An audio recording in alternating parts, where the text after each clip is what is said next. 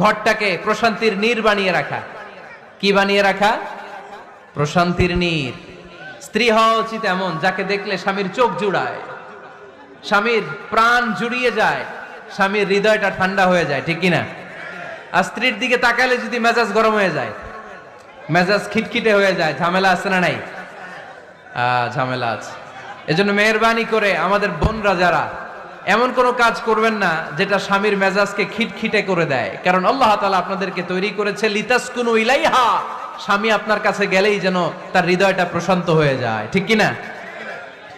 অনেক স্ত্রী আছে না জেনে না বুঝে স্বামীর সাথে এমন খিটখিটে মেজাজ দেখায় যেটা স্বামীর জন্য মেনে নেওয়া কষ্টকর।